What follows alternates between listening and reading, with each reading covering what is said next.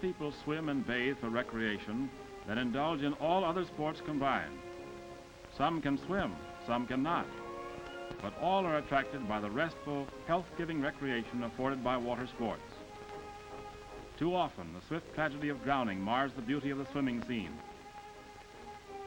Every good weekend during the summer, from 100 to 150 lives are claimed by the water.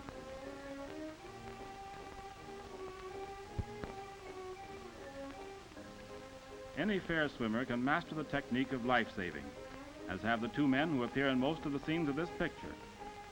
They are average swimmers who have studied and practiced life-saving methods until they are equipped to meet any common emergency in the water.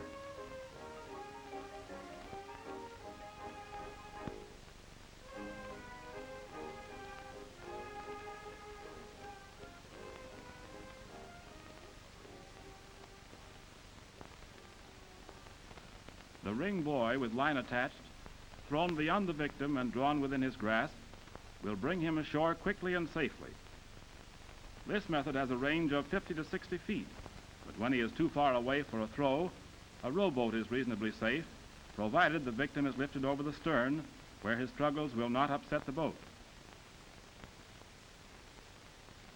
Before any swimmer attempts to learn life-saving, he should be able to dive, swim several different strokes, hand over hand, either crawl or trudgeon, side stroke with a strong scissors kick, swim on the back,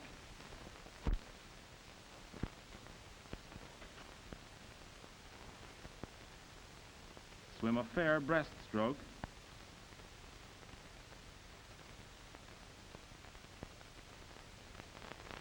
and dive from the surface.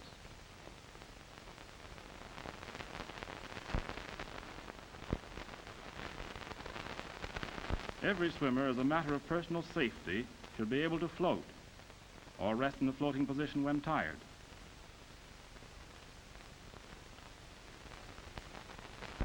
Tread water, using the legs alone so that the hands may be free for other purposes.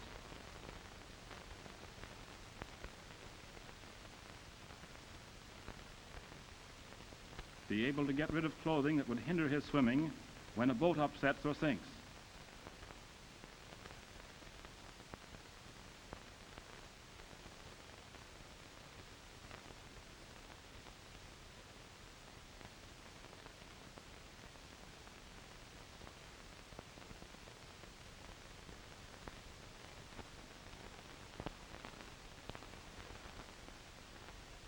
Swimming hand over hand, the head is held high to watch the victim or the spot where he went down.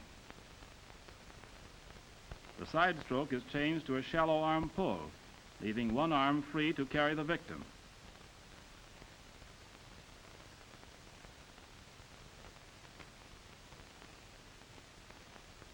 When it is necessary to use both hands in a carry, the leg stroke alone must be powerful enough to carry the double load, and the best stroke to use is the regular scissors turned upside down like this.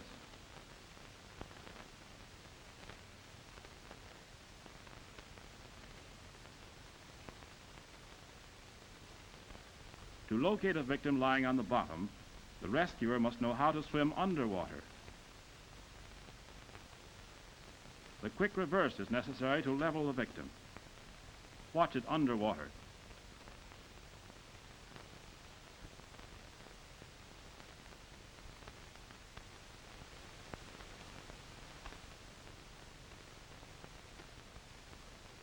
Safety prescribes a shallow dive.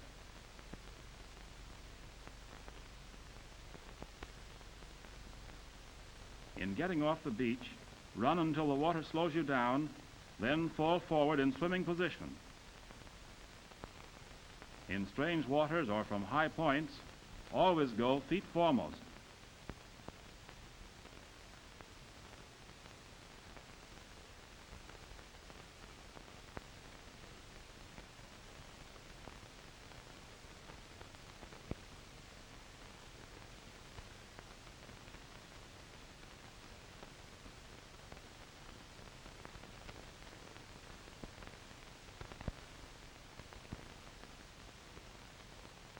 A quick reverse, the chin is seized, and stroking vigorously, the victim is brought to a level position. Watch it again underwater.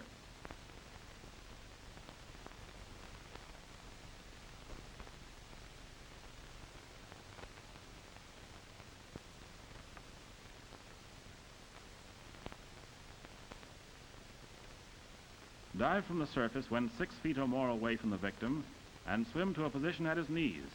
Grasp the knees and twist sharply about. Slide up, pick up his chin, and level off.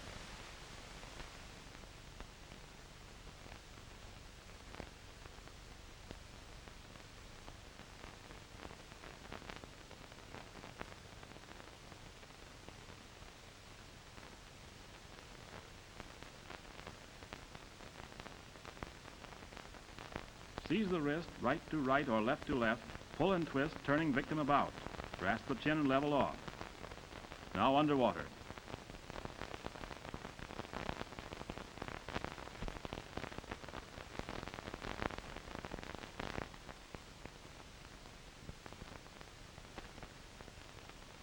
If the victim sinks as you approach, surface dive and follow him down before he sinks too deep to be recovered.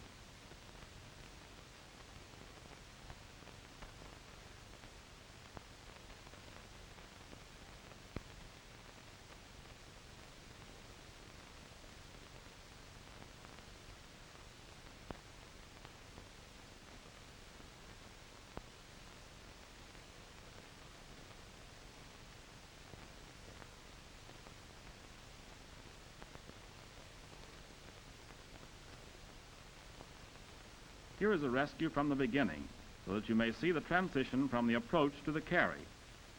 After the person is leveled, the hand slips from the chin down across the chest without losing control of the victim.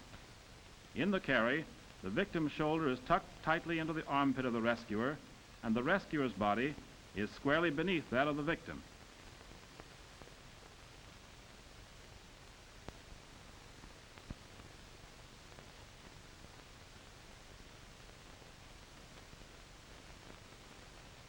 This carry permits the greatest freedom for the rescuer. There is only one point of contact. No attempt should be made to lift the victim's head. The carrying arm is rigid.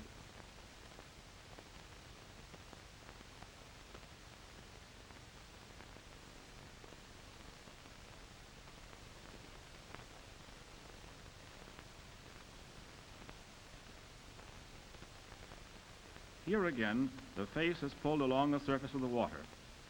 The victim is kept at arm's length so that the rescuer has plenty of room to kick.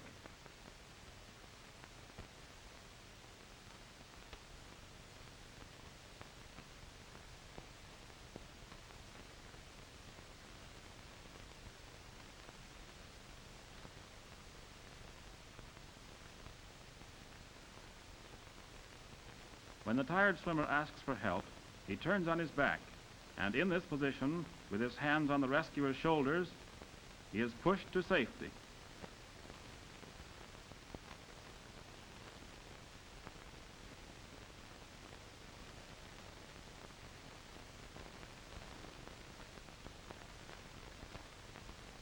The rescuer takes the victim in a cross-chest carry, and with easy strokes and a minimum of forward motion, supports him in a horizontal position.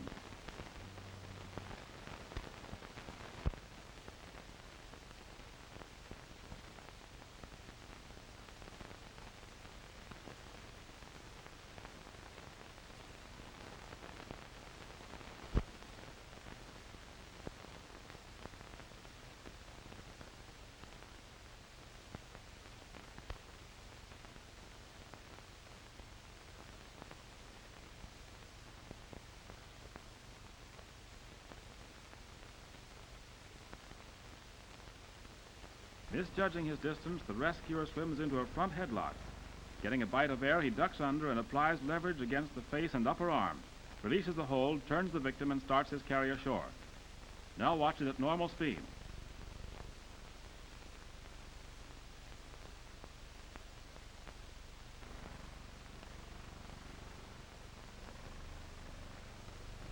There is an alternate method in which the rescuer presses the victim away, slips the hold off the back of the head, and turns him over.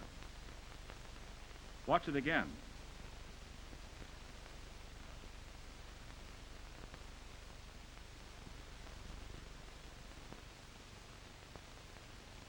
When caught by the wrist, the rescuer uses the leverage of his foot against the victim's shoulder to break the hold. Occasionally, a swimmer is caught unexpectedly from behind. In this case, leverage is applied to the bent arm, the hold is loosened, and the rescuer slides out to the rear of the victim.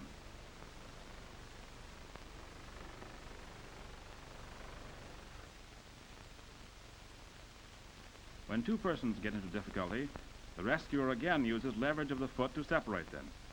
And since there's no practical way of carrying two victims at the same time, one must be left to fend for himself while the other is carried ashore.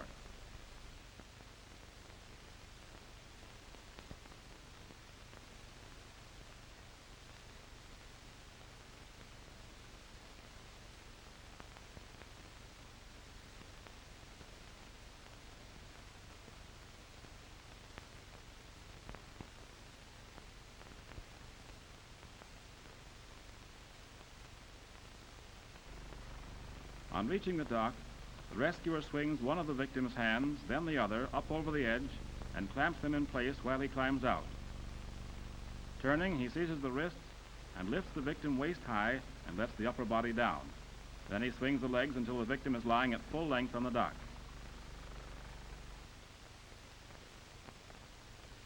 In shallow water, the rescuer floats the victim in front of him face up. He then turns, drapes the victim across the hips, and walks ashore.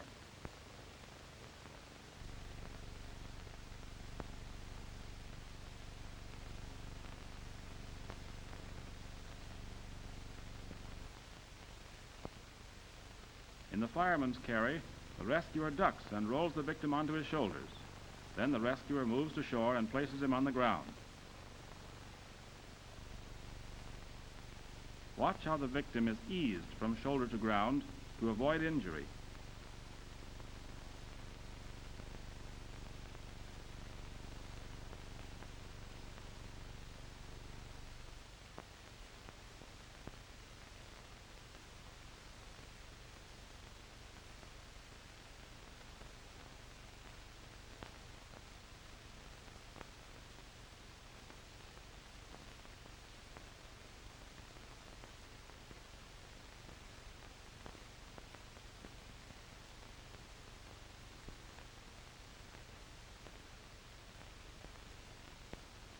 Extend one hand beyond the head, place the back of the other hand against the cheek, and roll the body over. Quickly, the operator takes a position astride one knee, and with arms straight, the weight is swung forward onto the hands. Note the position of the hands, about a palm's breadth apart on the small of the back, little finger following the line of the lowest rib, and thumbs hanging naturally alongside the fingers. To apply the pressure, the weight of the body and not muscle power is used. Note here the parallel action of straight arms and thighs. The position for a tall operator working on a short victim is governed by gripping the victim's leg just above the knee. 12 to 15 pressures per minute is ample to provide good ventilation. Swing forward 2 seconds, release on 3, sit back and rest on 4 and 5. Resting on the back of the hand, the victim's face is held clear of the ground and in position to receive a good supply of air, while the operator unhurriedly and rhythmically swings his weight back and forth. He watches for signs of returning animation. His ability to see the face clearly is aided by his position astride the knee on the side toward which the face is turned. You will note that in releasing the hands from the body, they are rolled outward, so the little finger disengages last. This is to prevent scuffing or slipping, a process which very quickly breaks the skin. When the skin is broken, the hands must be shifted to a higher and less effective position on the ribs. The first requirement of an apparently drowned person is oxygen. The second is warmth. To keep the person warm, blankets or coats should be secured for cover.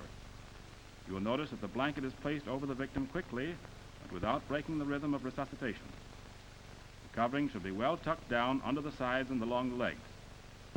Pressure can be applied just as well through a blanket as on the bare skin. From 20 to 30 minutes is about the length of time a single operator can continue. The relief operator must take over without any break in the rhythm. He takes position. At the word relief, Operator number 1 falls off. Operator number 2 applies first pressure from the side, then strides across both knees and shifts into final position.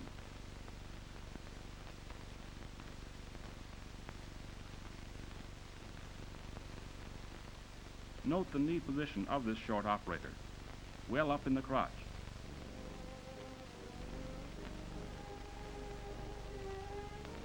And so the process goes on, perhaps for hours, until the person recovers or until it is certain that there is no hope for recovery.